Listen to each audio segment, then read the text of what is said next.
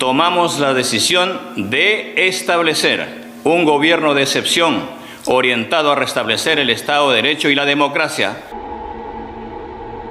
La sesión del miércoles 7 de diciembre del año 2022 era el tercer intento de la oposición en el Congreso de sacarlo del poder a Pedro Castillo Terrones, declarando su vacancia del cargo por permanente incapacidad moral para gobernar. El día antes, Castillo acusó a la oposición de querer dinamitar la democracia y volvió a declararse inocente de las acusaciones de corrupción en su contra. La convocatoria del Congreso para discutir la destitución de Castillo, que estaba prevista antes de la declaración del gobierno de excepción, se basaba en la supuesta incompetencia del mandatario para gobernar, pues en un año y medio de gestión había nombrado 5 gabinetes y unos 80 ministros. Prevenido sobre este hecho y anticipándose a lo que podría suceder, el presidente del Perú, Pedro Castillo, quien ante el inminente tercer proceso de destitución en su contra que se decidiría ese día y las declaraciones del ex jefe de asesores del Ministerio de Vivienda, Salatiel Marrufo, sobre presuntos actos de corrupción que lo involucraban directamente, se dirigió a la ciudadanía en un mensaje a la nación televisado, en el cual anunció su decisión de disolver el Congreso de la República, intervenir al Poder Judicial, al Ministerio Público, a la Junta Nacional de Justicia y al Tribunal Constitucional, además de convocar a la elección de un nuevo Congreso con facultades constituyentes.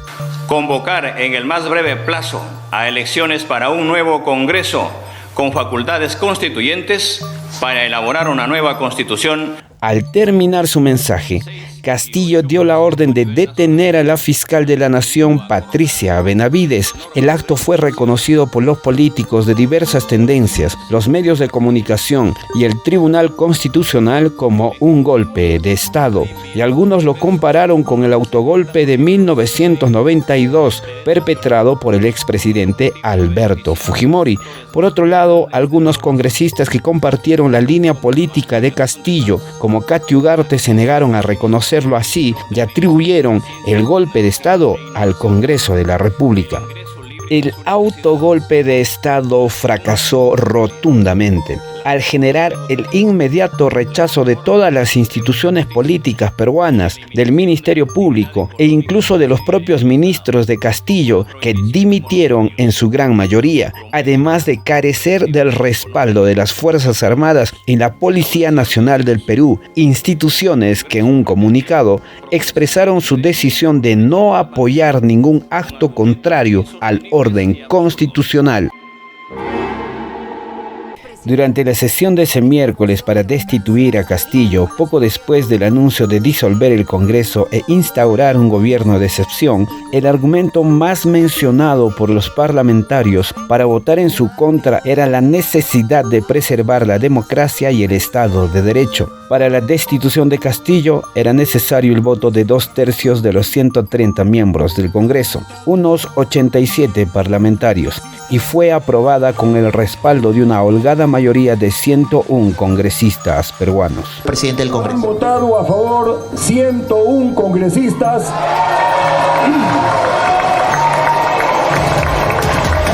Castillo fue capturado por la policía después de que hubiera salido de la casa de Pizarro, el Palacio de Gobierno, en la tarde del miércoles. La detención se realizó en la prefectura de Lima, en un procedimiento en el que estuvo presente la fiscal de la Nación, Patricia Benavides. Según dio a conocer el organismo judicial, a Castillo, quien fue enviado a prisión de forma preventiva, se le abrió un proceso preliminar por quebrantar el orden constitucional. En el comunicado se refieren a que el exmandatario habría violado el artículo 346 del Código Penal, que señala que el que se alce en armas para variar la forma de gobierno, de poner al gobierno legalmente constituido o suprimir o modificar el régimen constitucional, será reprimido con pena privativa de libertad no menor de 10 ni mayor de 20 años. Castillo tuvo una gestión de gobierno que duró apenas 18 meses. fue capturado pocas horas después de haber intentado disolver el Congreso peruano, una medida que fue catalogada por muchos estamentos peruanos de un golpe de Estado. Tras ser detenido, el ahora expresidente fue enviado al penal de Barbadillo, el mismo donde estaba recluido otro expresidente, quien también cerró el Congreso en 1992.